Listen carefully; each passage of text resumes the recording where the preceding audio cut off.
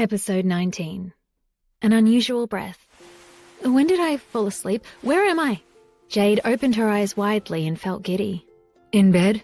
Seeing that she had woken up, Dario lifted the blanket and checked whether he missed any wounds. Unsurprisingly, he saw a scratch on her knee.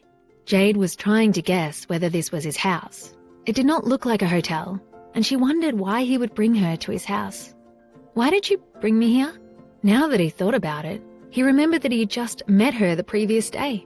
They had only met each other twice. Why did he treat her so well? Because you slept with me? Dario answered without hesitation. However, Jade was shocked and blushed when she heard him. Although Jade already knew that he would say something unexpected from time to time, she was still not used to hearing such cheesy words.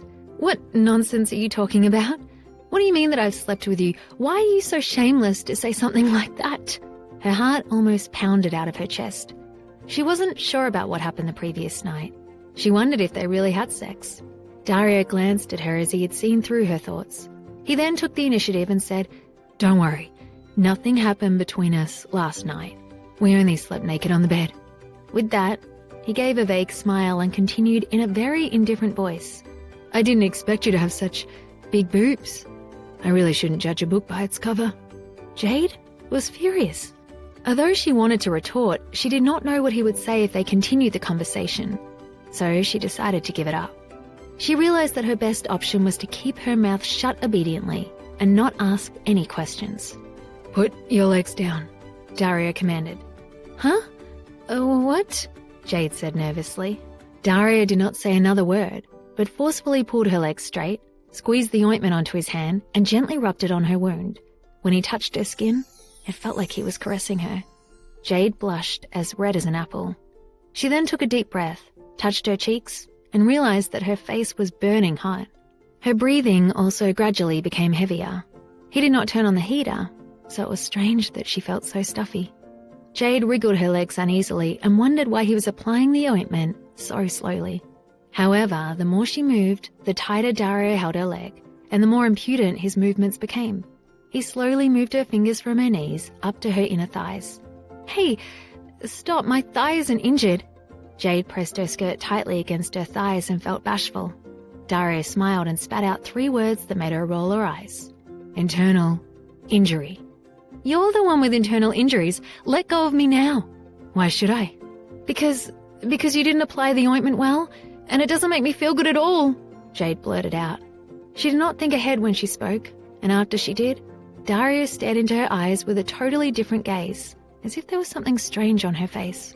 Jade quickly covered her mouth as she realized that she had said something wrong. However, it was too late for her to take back her words.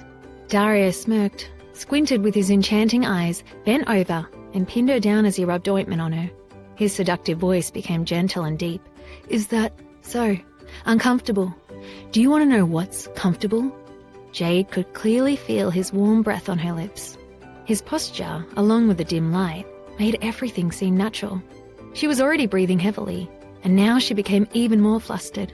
She really wanted him to leave and stay away from her, but she opened her mouth and realized that she could not say a word. The only thing she felt was her entire body heating up, and her heart was pounding out of her chest. She grabbed onto the pillow as her beautiful eyes filled with fear. Seeing her panic-stricken, innocent and repellent expression, Dario looked at her flushed cheeks and down at her breasts. Her snow-white, seductive collarbone was full of temptation, and her rosy pink skin made Dario even more obsessed with her. "Do you want to be more comfortable?" Dario purposely leaned close to her ear and whispered in a deep, seductive voice. She could feel his breath against her ears, and it made her feel slightly itchy. Her mind suddenly went blank, as if Dario had entirely bewitched her. Why did he keep saying misleading words? Jade did not look at him because she was afraid that his gaze would attract her. She swallowed her saliva and said in a slightly hoarse voice, "I want a drink." "What's the matter? Do you want drunken sex again?" Dario pursed his lips and looked displeased. She ignored his words and changed the topic. Jade sighed softly and closed her eyes.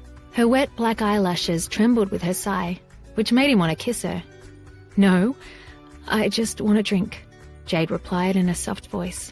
She just wanted to have a drink and forget everything that had happened that day. She wanted to forget about all those unhappy things and start a new life. He just stared at her quietly without making another move. After some time, he got up and said in a deep, alluring voice, "If you want it, go and get it yourself. The wine cabinet is the second room on the second floor." "All right." Jade stumbled as she barefoot walked out of the room. The cold sensation from the ground helped her to regain her consciousness. She did not wear shoes and walked in the direction that he told her. Jade did not want to wake up but wanted to get drunk and sleep in her dream. The room was unlocked, and from the moment she pushed open the door, she saw a variety of wines filling up the entire cabinet.